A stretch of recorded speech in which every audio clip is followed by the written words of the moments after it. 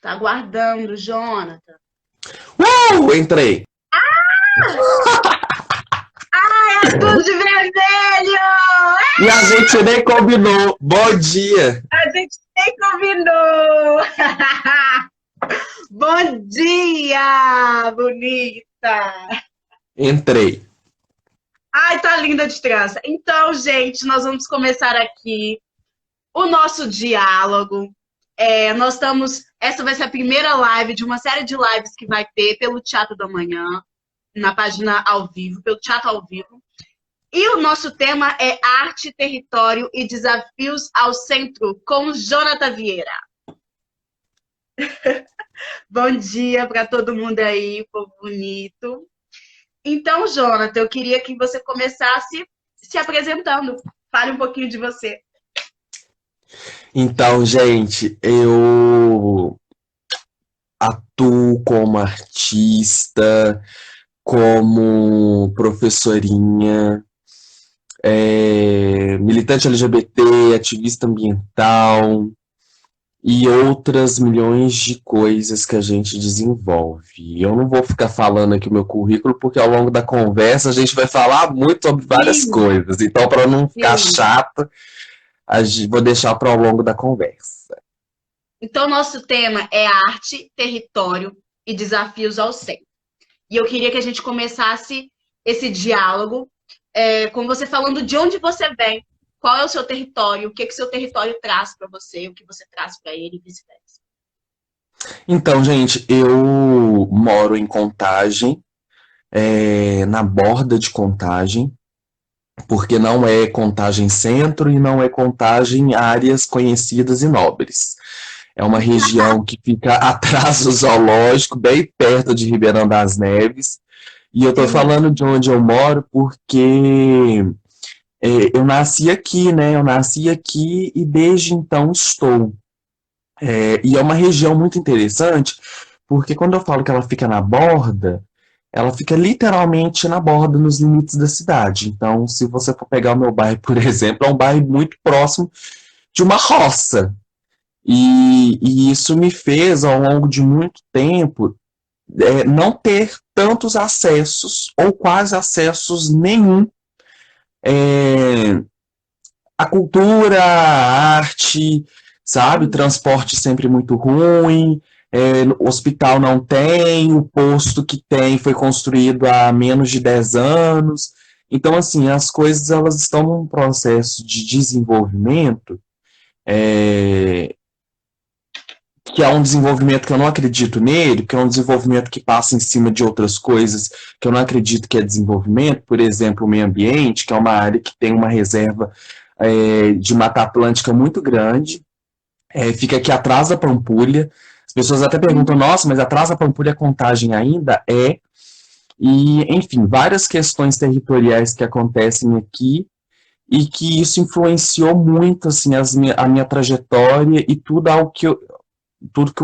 que eu faço enquanto arte, enquanto educação, enquanto ativismo e militância. Sim. E quais são os desafios que você acha que você encontra por morar em Contagem, né, em relação ao centro, com a arte? A gente vive uma situação muito complexa na região metropolitana, porque é, todo o circuito, ou vamos dizer, 80% do circuito cultural dessa região está concentrado em Belo Horizonte, está concentrada na região centro-sul de Belo Horizonte. Então, as principais instituições culturais, as galerias, os teatros, os espaços alternativos de arte, grande parte está concentrada na região centro-sul. E isso é muito difícil, porque a cidade ela cresceu ao ponto das pessoas terem que buscar residência nas cidades ao lado, ou seja, Contagem, Ribeirão das Neves, Vespasiano, Santa Uhum. Luzia, Sabará, Ibirité, Nova Lima. E essas cidades, infelizmente, elas não possuem políticas públicas voltadas para a cultura. Isso faz com que a gente seja obrigada a ter que ir para Belo Horizonte, a ter que ir para a região Centro-Sul buscar é, enfim, buscar essas instituições de alguma forma, seja via escolas, seja circulação do trabalho, seja criação de trabalhos. Então, de alguma forma, a gente está ligada para esse centro que se tornou a região Centro-Sul. E que é um problema, porque a gente. Não é um problema essas instituições estarem nessa região, mas é um problema, por exemplo, o transporte público ser de péssima qualidade e as pessoas não terem condição de acessar esse espaço. Porque quando a gente fala de situação territorial, não é só o lugar que nós estamos e o lugar onde estão as coisas, mas é o trânsito que a gente tem que fazer para acessar esses lugares. Então, e isso é uma grande dificuldade. Todas as pessoas que moram nessas bordas sabem perfeitamente de todas essas dificuldades que nós temos para acessar esse centro, no caso. E ao mesmo tempo eu fico refletindo que eu moro em Ribeirão das Neves, né? Moro em Justinópolis. Como que a nossa cidade, a região metropolitana, ela movimenta também Belo Horizonte. Como se não bastasse a gente ter que tentar sobreviver aqui, mas a gente faz Belo Horizonte sobreviver também. Porque o fluxo de pessoas que sai da minha cidade cotidianamente, pegando esse móvel aí, que é uma sardinha, para poder trabalhar, né, para os empregos formais e etc, etc, que não encontro aqui em Ribeirão das Neves, nossa, é um fluxo enorme. O que essas empresas lucram, né? Só de passagem, cobrando 5 e tanto de passagem, 6 e tanto lá no centro de Neves, tipo assim, é uma grana enorme.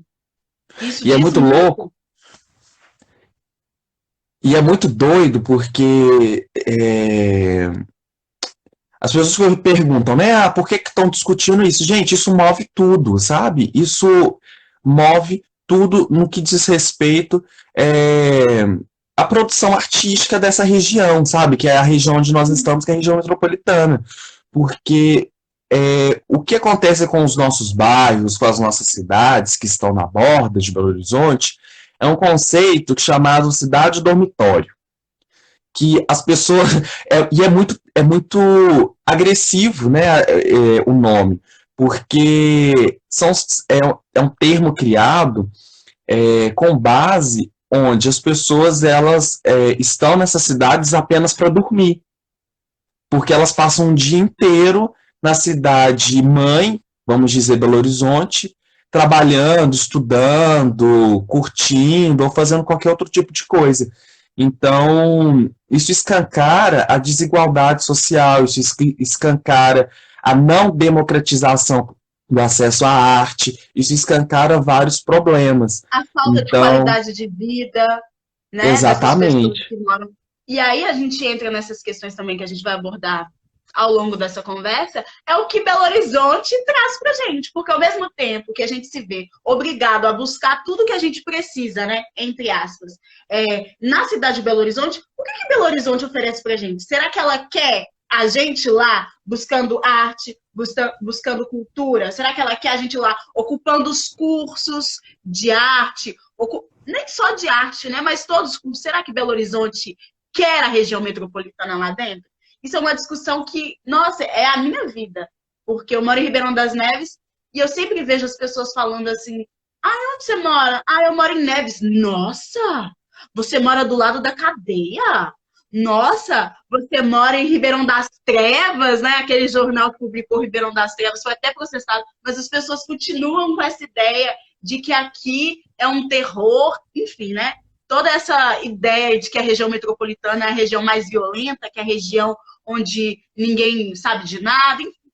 Isso a gente já vai. É uma ideia burguesa, né, amiga? É uma ideia burguesa, assim. E isso a gente tem que discutir dentro da arte, sabe? Os grupos, os coletivos, as instituições culturais, de educação, tem que discutir isso. Porque é uma ideia burguesa de achar. Epa, caiu. Voltei. É uma ideia burguesa de achar que que é menor, que é pior, sabe? Quem vem dessas regiões é pior, de que a arte produzida nessas regiões não merece, não merece, sabe? Não tem qualidade, são pessoas que enfim, que estão num lugar, é construir uma hierarquia e nos colocar como algo que não está nessa hierarquia.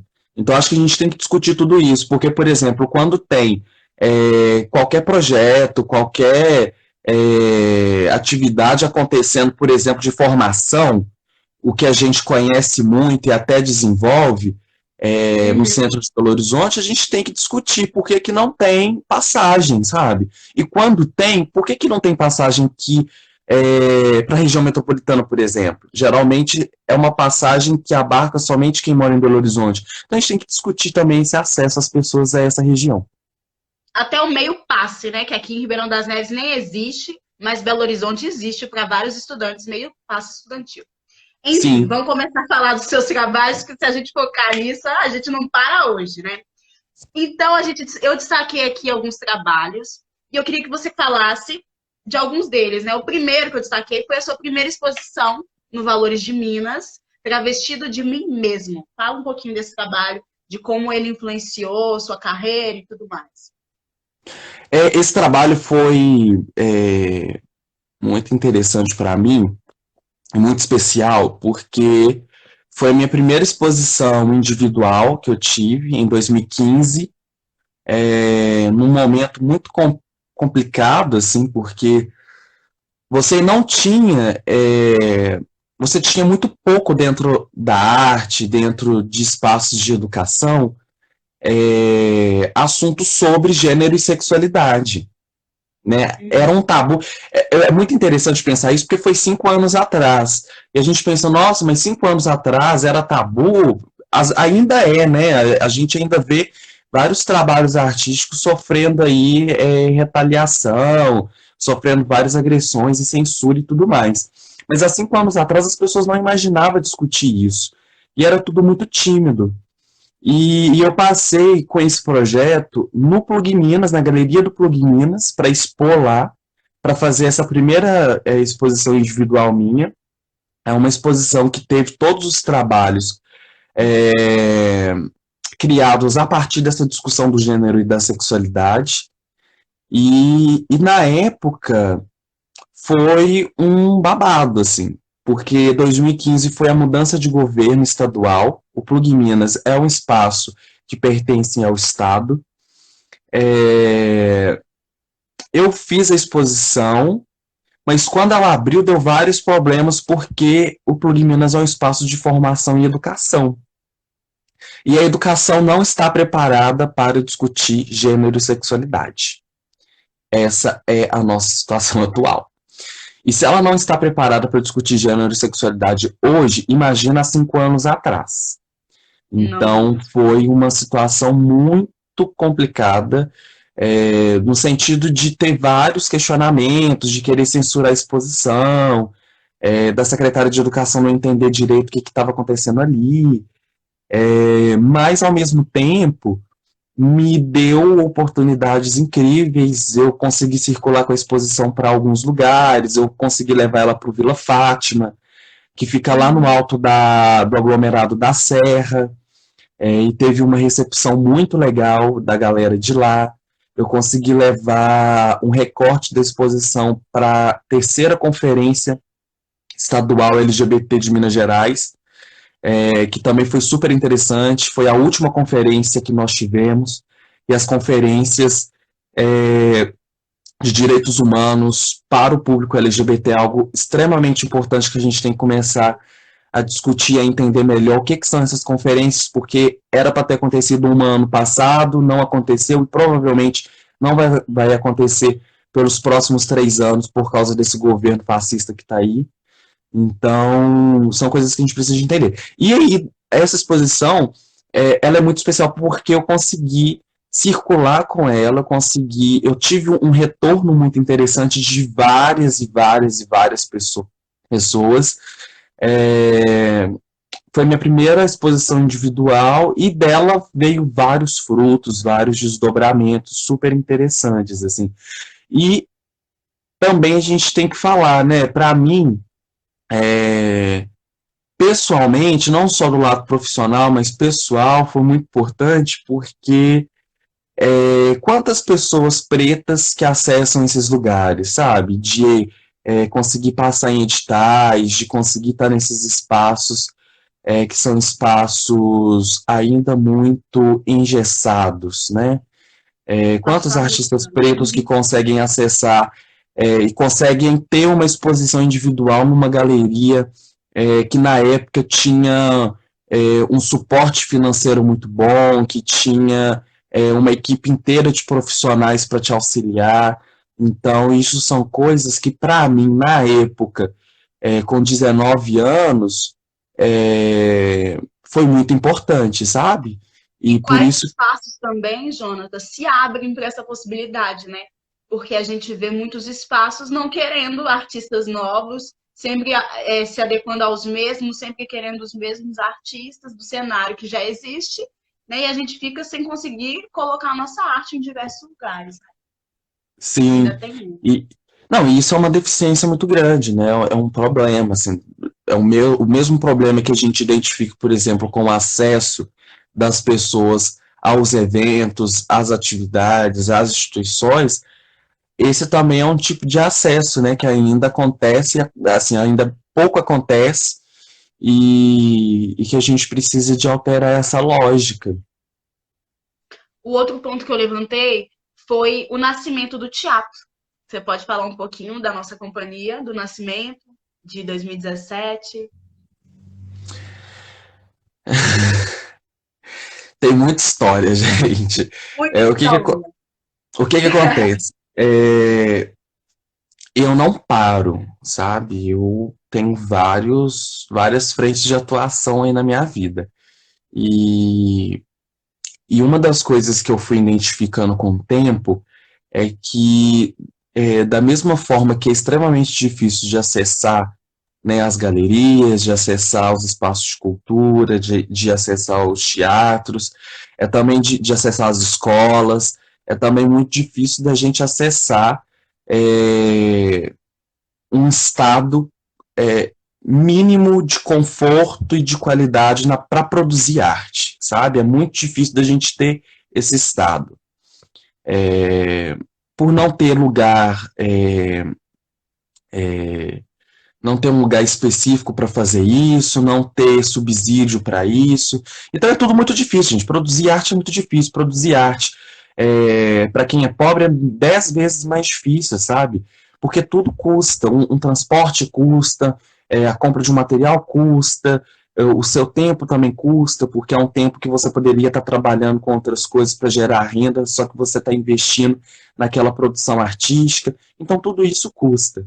E, e o que eu fui percebendo ao longo do tempo é que os grupos, as companhias, os coletivos da cidade de Belo Horizonte, do entorno, que têm uma condição mínima de bancar essa produção artística, são grupos totalmente brancos. E essa é a real. E além de branco burguês. Porque parte significativa das pessoas que estão ali são pessoas que moram em Belo Horizonte ou que moram na região centro-sul. E aí? Entendeu? E para mim que mora aqui na borda da cidade, para você que mora na borda da cidade, para tantas pessoas que moram na borda da cidade. Isso é algo interessantíssimo, por exemplo, que o Valores nos deu, porque o Valores foi um espaço que ele bancava, por exemplo, o mínimo. E o que que é o mínimo? Passagem, alimentação, um espaço interessante de trabalho, né? E você viu quantas pessoas que saíam de tudo quanto é canto da região metropolitana para estar naquele espaço e desenvolvia trabalhos incríveis.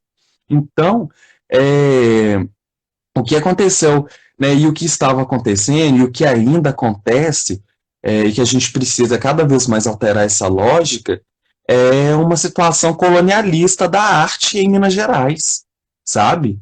É reproduzir o que está se reproduzindo há 300 anos. Minas Gerais está fazendo 300 anos em 2020. Eu fico perguntando o que, que mudou. Mudou muito pouco, sabe? Mudou muito pouco, amiga.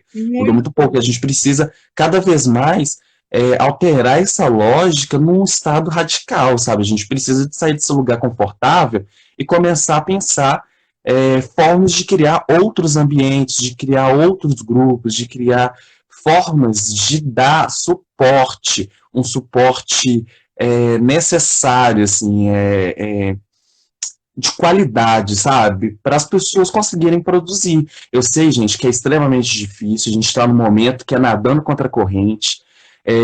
As políticas públicas de arte estão no processo de sucateamento e desmonte desde 2015. Em Minas Gerais, isso começou muito antes, desde 2015, quando o governo Pimentel entra.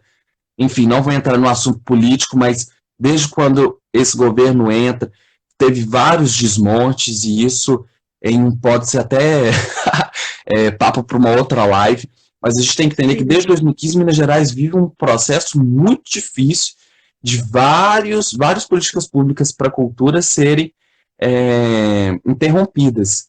E isso é muito sério. Então a criação do teatro ela vem dentro desse lugar, dessa nova possibilidade, desse novo espaço de criação, de produção artística, né, para as pessoas dessa região. E que vem ser criado em 2017, né? Sim, uma das estratégias, né, foi criar o Teatro do Amanhã, para toda essa insurgência. Então, vamos lá. E quais são as possibilidades? Quais são o que você acha que trouxe de bom? O que você acha que criar uma companhia nesse cenário foi possível, trouxe de bom, trouxe de legal para você, para sua carreira, para o seu trabalho? Eu passei muito tempo no processo de pesquisa, né? Porque quando a gente fala de criar uma companhia, tem que entender que o teatro ele não nasce dentro de uma escola de arte, ele não nasce dentro de uma instituição, ele nasce da rua, né? E isso é muito importante de entender. Como assim ele nasce da rua? Ele nasce dos encontros, assim. Um belo dia eu sentei com Gabriel Mendes e propus para ele a criação de uma companhia. A gente foi entendendo como que se criava, mas antes disso eu fiquei 2 anos em um processo de pesquisa de como funcionam as companhias e de como funcionam os grupos e coletivos presentes na cidade. Né, grupos de 10, 30, 40 anos, como que esses grupos se comportaram ao longo do tempo? Como que esses grupos tiveram um trabalho de. Qual é o trabalho de gestão presente nesses grupos? Porque isso tudo, gente, é forma, eu acho que extremamente importante da gente entender, sabe? Porque eu acho que a gente tem que aprender com o que deu certo e tentar introduzir aquilo para dentro da nossa realidade. Então, eu tive um tempo aí bem grande de pesquisa com relação a esses grupos. Então, quando eu falo que os grupos, os grandes grupos da cidade que apresenta, né, são patrocinados por grandes empresas, ou foram, porque hoje nem eles estão sendo patrocinados, mas assim, os grandes grupos que têm acesso aos editais de incentivo, às leis, à Lei Rouanet, todos esses grandes espaços, grupos coletivos e tudo mais, eles pouco têm abertura para pessoas que vêm de outros territórios e vivências.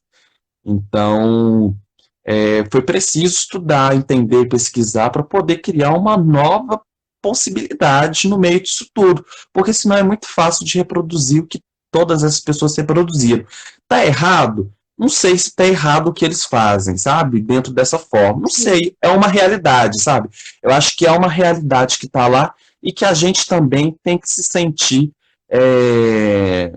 confortáveis para poder criar outras realidades que são compatíveis e coerentes com as nossas vivências, sabe? Então eu também não fico nesse discurso muito. Eu acho que tem muito a ver, Jonathan, com essas estratégias, sabe? Principalmente de sobrevivência. Claro que hoje a gente não vive o que vivia 5, 10 anos atrás, né? Dos incentivos e tudo mais.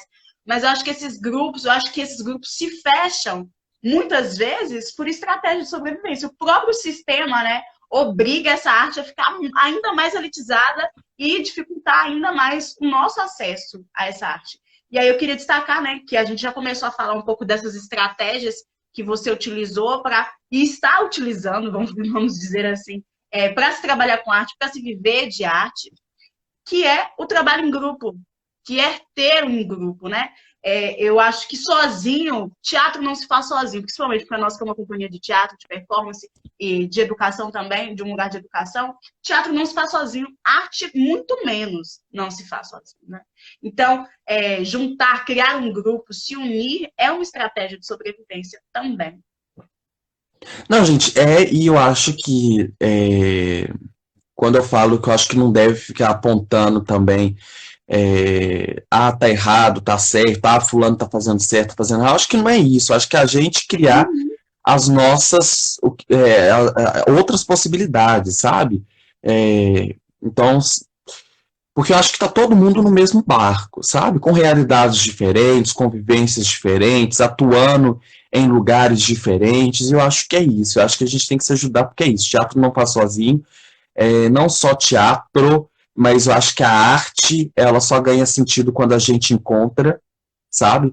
Porque senão tava todo mundo fazendo arte sozinho, dentro de sua casa, dentro do seu quarto, dentro do seu ateliê.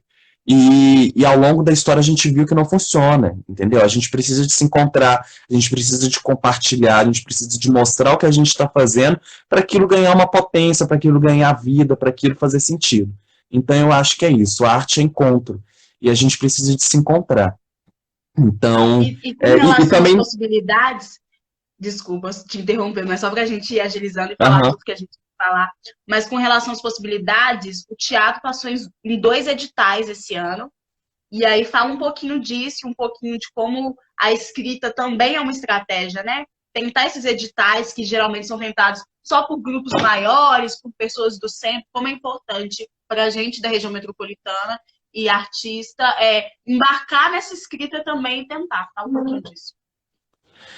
Eu acho que a gente tem que estar envolvido politicamente em contexto que a gente está inserido. Então, quando eu falo de 2015, quando eu falo que aconteceu um desmonte de lá para cá, a gente precisa de entender isso, porque é uma questão de sobrevivência. A gente precisa de entender o que está acontecendo com a arte, com a cultura na cidade, com o passar dos tempos, sabe? Como que a gente se comporta a partir disso. Não para dar resposta, mas para a gente entender e para a gente conseguir traçar estratégias de atuação no meio disso tudo. Então, a gente tem uma prefeitura que desde 2017 está fazendo um esforço aí de democratização do acesso a esses editais. Né? A gente vai estar presente na zona cultural da Praça da Estação com a Intranse, que várias pessoas já estão sabendo. A gente estava no processo de produção, ia acontecer agora em abril, era para estar acontecendo, só que com esse processo todo da Covid-19 a gente teve que paralisar e vai voltar em um momento próximo quando isso tudo passar. E o outro, que é um território, é um lugar que a gente sempre teve relação, quando eu falo que o teatro ele nasce da rua, é porque ele nasce desses encontros nossos, a gente teve uma dificuldade muito grande de se encontrar, de ter um espaço que pudesse nos receber bem, e o CRJ, por exemplo, foi esse espaço que nos recebeu, que nos acolheu. Então, nós somos as ratas do CRJ. E tudo que a gente precisa, ou precisa de um espaço para reunião, precisa de ensaio, precisa de tomar uma água, precisa de descansar um pouco, precisa de encontrar fulano, o CRJ ele foi esse espaço e ele é extremamente importante. E aí a gente tem que entender, né, que é um espaço, por exemplo, público, é um equipamento da prefeitura, que tem todo um processo de gestão muito peculiar e muito específico daquele lugar, que todas essas discussões que nós estamos tendo de acesso, de democratização, é algo que é presente naquele espaço. Então, se a gente tem essa familiaridade, se a gente tem esse conforto em estar lá dentro, porque isso é discussão da gestão de lá de dentro. E é E uma com luta também relação. dos jovens que ocuparam aquele espaço, né? Sim, é que vem tudo dentro desse processo, né? Articular tudo em junta. 2016 acontece uma ocupação no CRJ, né? A juventude ocupa o CRJ porque é um espaço que estava já praticamente pronto, mas eles não abriram.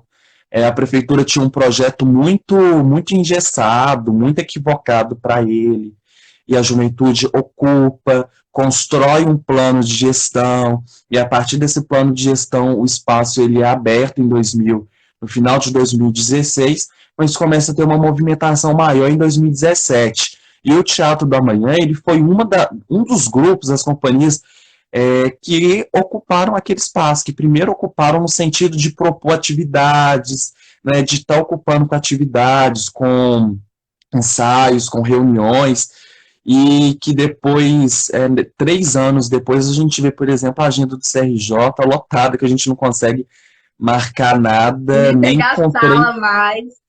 Nem pegar a sala, mas a gente consegue. Então, isso é uma alegria, assim, porque a gente viu, por exemplo, lá em 2017, que não tinha esse fluxo que hoje tem. E é um fluxo que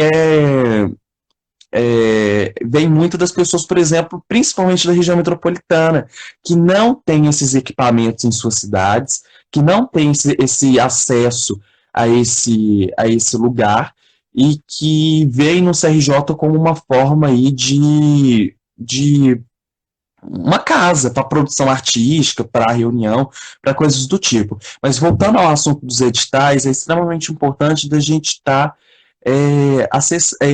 acessando esses lugares. É difícil porque às vezes não é nem por uma questão de escrita, é por uma questão mesmo do poder público inferiorizar ou desqualificar a produção que acontece por meio dessas pessoas.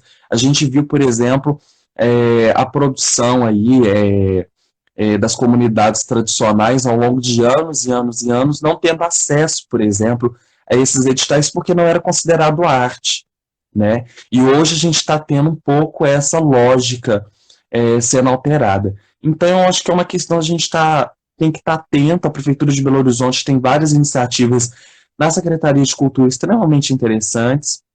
Existe uma equipe muito preocupada em tentar democratizar esse acesso. Tem vários equívocos e coisas que são questionáveis, mas é importante de entender o que está dando certo. Então é importante conhecer, acima de tudo, conhecer a sua cidade e conhecer o fluxo da sua cidade, né? Para conhecer as propostas de editais que estão abertas, as pessoas que estão tentando junto também, né? Conhecer esse cenário. Sim, por exemplo, em Contagem tem um movimento incrível de tentar buscar políticas públicas de cultura para a cidade de Contagem, né? Então, é extremamente importante da gente estar atento, né? Não só o que está acontecendo em Belo Horizonte, mas ao entorno. Nova Lima tem alguns projetos e editais interessantes, Santa Luzia, né? É importante entender que Sabará e Santa Luzia são cidades que têm um patrimônio rico, né? Um patrimônio histórico muito grande. Em Sabará, por exemplo, um dos teatros mais antigos do Brasil está em Sabará. Então, a gente precisa, eu acho que, conhecer mais o que está no nosso entorno, sabe? Eu acho que a gente também se fecha muito. Né? A gente se fecha. Oi? Dialogar com o circuito, com essas pessoas.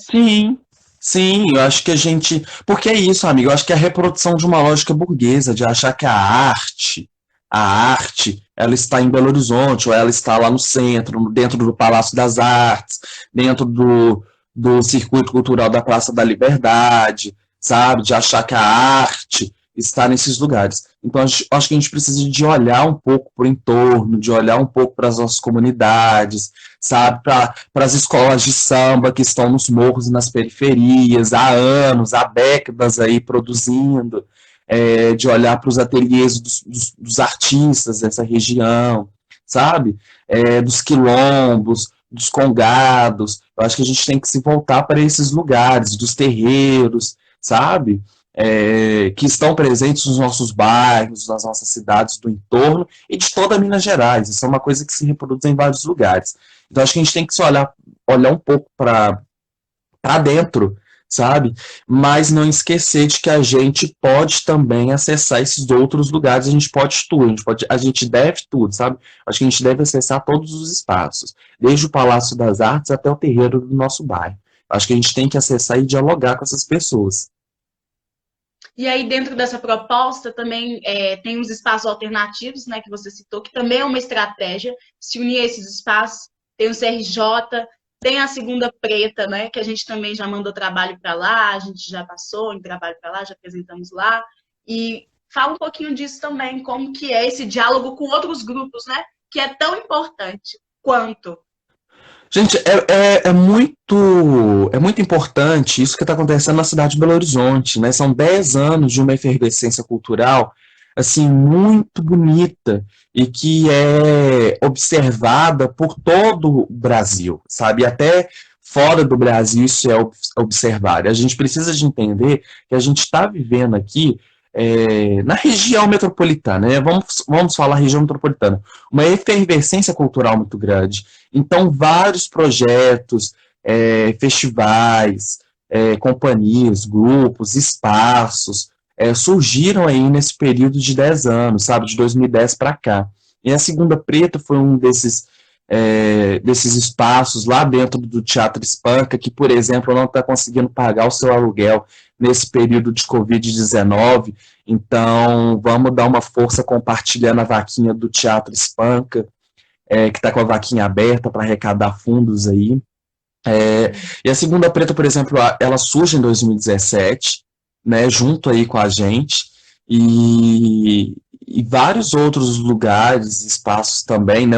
Aí olha para você ver que interessante, você tem a Segunda Preta no Espanca, você tem o CRJ, né, ali na Praça da Estação, que também ganha esse fluxo aí em 2017. Então, você tem um movimento que não é solitário, né? Não é de um ou de outro, é de toda a cidade se comportando dentro dessa lógica, né, de estimular o acesso, de estimular, por exemplo, a produção preta dentro das artes cênicas, né, que é o caso da Segunda Preta, e que não é uma coisa que está isolada somente na gente, porque eu acho que o que eu senti lá em 2016, por exemplo, eu acredito que outras pessoas sentiram e começaram a construir outros espaços. Eu acho que a Segunda Preta é um desdobramento disso dentro de outras lógicas. Então, isso tudo é de uma alegria muito grande de estar existindo, né? É uma alegria muito grande de estar fazendo parte disso tudo, porque eu acho que a gente faz parte disso tudo. E eu acho que daqui para frente... esses movimentos também, né? Hã? Fortalecer esses movimentos, né? O quão importante é para a gente, enquanto artista periférico, ter um espaço.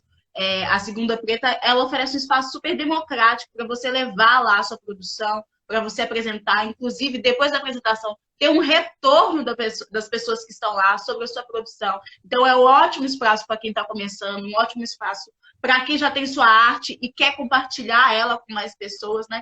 E a gente vê esses espaços o tempo inteiro correndo o risco de acabarem, de perderem tudo que foi construído por causa dessa situação política e econômica que a gente está vivendo, né?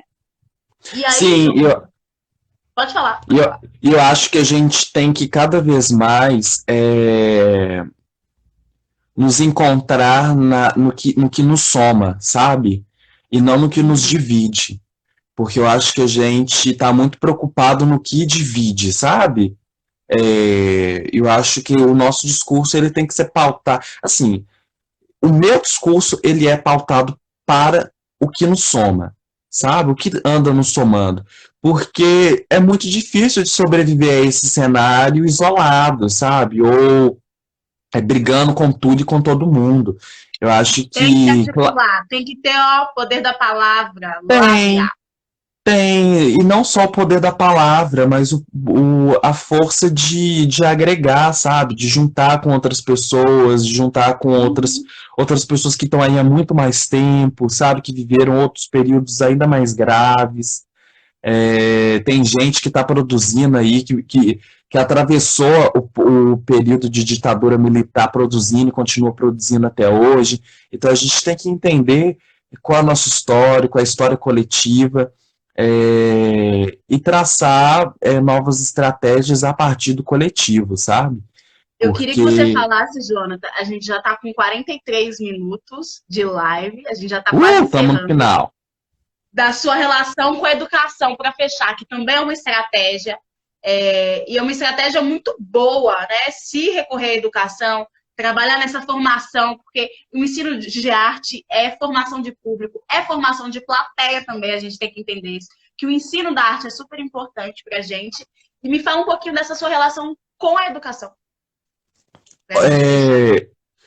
Pois é, a minha relação com a educação, né, eu também atuo na educação, é um pilar, assim, dentro de mim, que eu não vou abrir mão, que eu não consigo abrir mão.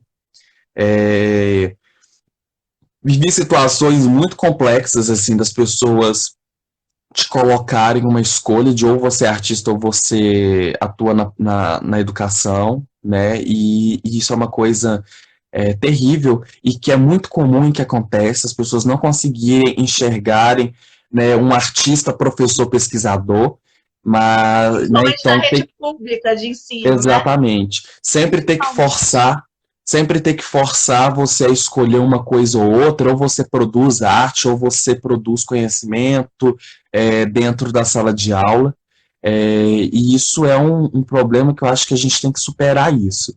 Porque eu acho que o grande problema também das companhias, dos grupos, dos espaços institucionais ainda menos, mas dos grupos e das companhias, porque fica fechado entre si, não dialoga com a cidade. E quando eu falo dialogar com a cidade, a gente tem que dialogar com a escola, gente. A escola é um espaço de formação de cidadania, sabe? De cultura, de tudo. Então a gente Se a precisa gente afirma dialogar. tanto, né, que a arte salva, que a arte ela introduz o ser humano a outros sentidos, que é tão importante a arte para a existência, por que a gente não leva a arte para as pessoas que precisam? Por que a gente está nessa masturbação de levar sempre para as mesmas pessoas, justamente? Por que a gente não leva para a região periférica? Porque a gente não leva para as escolas que a gente está vendo que correm um super risco, né, de perder a matéria de arte, como já está perdendo quase toda a qualidade de ensino? Por que a gente não leva para dentro das escolas, né, para a formação dessas crianças, desses adolescentes, desses jovens adultos? A escola pública regular no Brasil hoje, ela tem uma deficiência imensa. A de Minas Gerais nem se fala. E aí você imagina, a aula de artes numa escola pública é 50 minutos, uma aula por semana. Então isso já é terrível. E eu acho que a gente precisa de criar estratégias, formas, projetos, de estar nos aproximando cada vez mais desse espaço, sabe? Dos artistas estarem aproximando cada vez mais desses espaços. Porque são espaços ultrapassados, são espaços que não dão conta das situações do nosso tempo, são espaços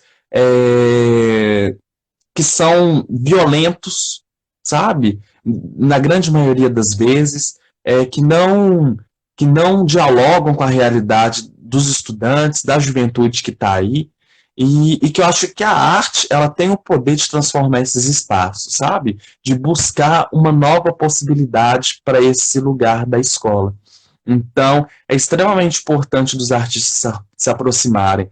E, nossa, tantas e tantas e tantas e tantas pessoas jovens que eu já dei aula, que eu dou aula, e que nunca entraram dentro de um museu, que nunca entraram dentro de um teatro, que nunca foram ao cinema. Isso 2020, sabe? Isso é, em regiões que têm acesso, sabe? Eu não estou falando de áreas extremamente periféricas, de pessoas que não têm acesso. Estou falando de áreas que têm acesso e é uma juventude que não está tendo, que não está indo num teatro, que não está indo num cinema, que não tem vontade, que não tem interesse, mas porque isso foi construído nele, sabe? Foi construído não ter interesse. Então, eu acho que a gente precisa de dialogar mais, sabe? É extremamente Então, Jonathan, importante.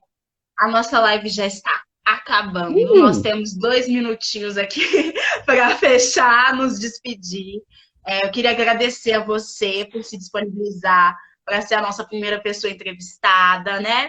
Eu nem me apresentei, mas o meu nome é Nayara. No final, meu nome é Nayara Leite. Hoje eu sou mediadora, vamos ter mais mediadores de conversa aqui também. E a gente traçou, né, nessa conversa curta com o Jonathan, várias estratégias que a gente utiliza e que eu acho que muitas pessoas também já utilizam, mas que é sempre bom ressaltar, sempre bom estar em diálogo, porque muitas pessoas que se iniciam nesse meio ficam perdidas, igual nós ficamos quando nós começamos também. E eu acho que o resumo de tudo é faça arte, você que é artista periférico, que faça arte, levante o seu território, emancipe o seu território, coloque o seu território também nas suas opções, traga conhecimento também, troque dentro do seu próprio território. Se despeça, Jonathan. Fala aí o que você quer dizer para tchau. Ai, gente, obrigada a todas as pessoas que estão aqui. Compartilhem a live depois. É importante de dizer, a gente vai Não, salvar a vai lá, cheguei live. atrasada. A gente vai salvar a live. A gente vai ver Vamos uma forma salvar também de sim. deixar ela salva no nosso perfil. Então não se Ao longo do preocupem, porque a dia. gente vai Chame mais salvar. pessoas para assistir, para compartilhar com a gente, para fazer essa troca. A gente, como a Nay disse, a gente vai ter outras várias pessoas incríveis para poder ser entrevistadas ao longo desse período de quarentena, será uma por semana. E uma E última um beijo coisa para que eu. vocês, 30 segundos, 30 segundos. Um beijo enorme para vocês. Um bom dia. Um bom dia. E é importante, e é isso, né? De não tratar os nossos territórios como de uma lógica burguesa, sabe? Nos colocando num lugar melhores e às vezes só querendo vazar deles e não traçar formas de diálogo com o que está no nosso entorno. A gente tem que entender que as pessoas, o Brasil tem uma deficiência de ensino de Tchau, arte, Dora. Tu vai de acabar. acesso à arte, e eu acho que a gente precisa cada vez mais de traçar formas de dialogar com quem está do nosso lado, os nossos vizinhos, a nossa comunidade, e as pessoas que a gente tem enfim, como parentes e tudo mais. Gente, ó, beijo. Beijo para vocês. Oi. Foi um prazer, gente. Beijo. Obrigada.